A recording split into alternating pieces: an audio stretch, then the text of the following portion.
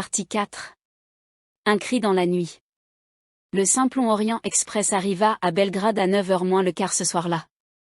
Il n'était pas prévu de repartir avant 21h15, alors Poirot descendit sur le quai. Cependant, il n'y resta pas longtemps.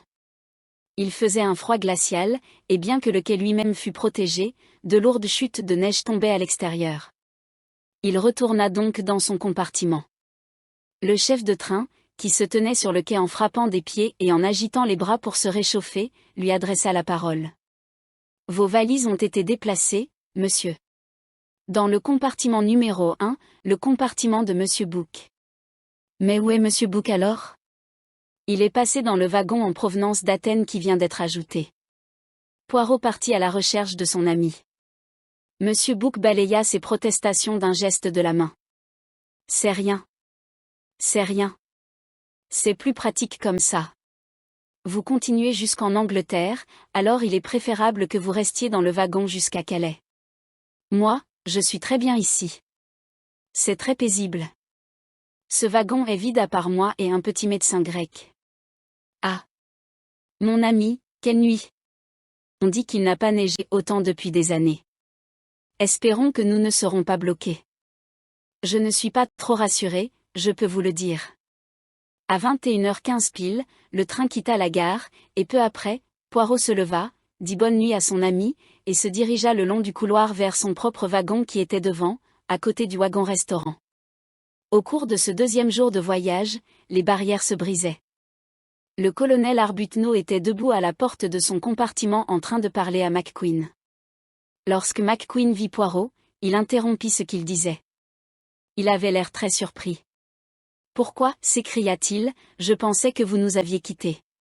Vous avez dit que vous descendiez à Belgrade. »« Vous m'avez mal compris, dit Poirot, en souriant. Je me souviens maintenant, le train est parti de Stamboul juste au moment où nous en parlions. Ma parole, mais vos bagages. Ils sont partis. Ils ont été déplacés dans un autre compartiment, c'est tout. Oh. Je vois. » Il reprit sa conversation avec Arbuthnot, et Poirot continua son chemin dans le couloir. À deux portes de son propre compartiment, la vieille américaine, Madame Hubbard, discutait avec la dame à la tête de mouton, qui était une Suédoise. Madame Hubbard insistait pour lui donner un magazine. « Non, prenez-le, ma chère, dit-elle. J'ai plein d'autres choses à lire. Mon Dieu, le froid est quelque chose de terrible, n'est-ce pas ? » Elle fit un signe amical à Poirot. « Vous êtes très gentille, » dit la dame suédoise.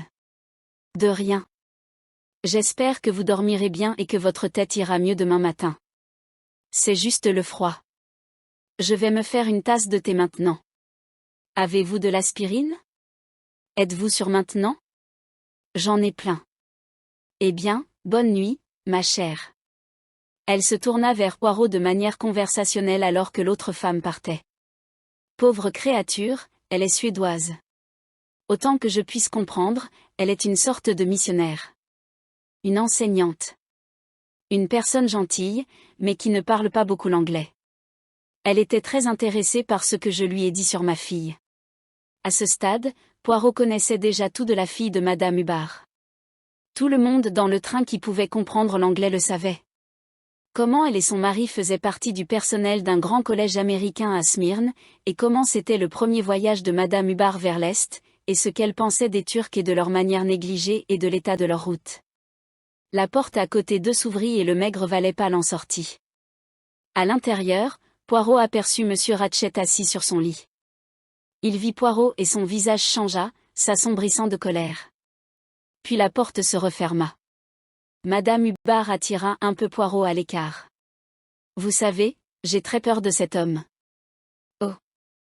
Pas le valet, l'autre. Son maître. »« Maître, vraiment. Il y a quelque chose qui cloche chez cet homme. Ma fille dit toujours que je suis très intuitive.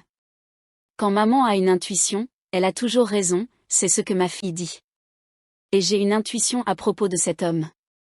Il est à côté de moi et ça ne me plaît pas du tout. J'ai mis mes sacs contre la porte communicante la nuit dernière. J'ai cru l'entendre essayer la poignée.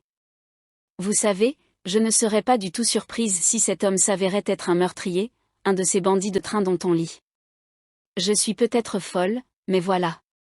J'ai vraiment peur de cet homme. Ma fille a dit que j'aurais un voyage facile, mais d'une manière ou d'une autre je ne me sens pas bien à ce sujet.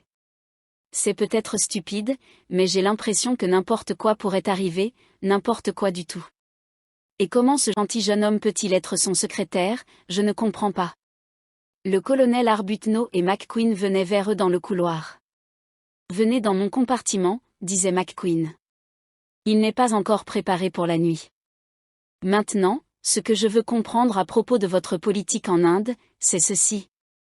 Les deux hommes passèrent et continuèrent dans le couloir jusqu'au compartiment de McQueen. Madame Hubbard souhaita bonne nuit à Poirot. Je suppose que je vais aller directement me coucher et lire, dit-elle. Bonne nuit. Bonne nuit, madame. Poirot entra dans son propre compartiment, qui était juste après celui de Ratchet. Il se déshabilla et se coucha, lut pendant environ une demi-heure, puis éteignit la lumière. Il se réveilla quelques heures plus tard, se réveilla en sursaut. Il savait ce qui l'avait réveillé, un grognement fort, presque un cri, quelque part tout près. Au même moment, le son strident d'une cloche retentit. Poirot se redressa et alluma la lumière.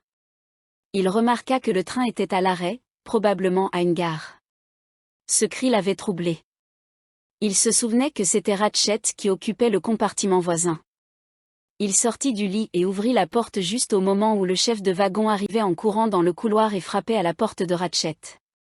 Poirot laissa sa porte entr'ouverte et observa. Le chef de wagon tapa une deuxième fois.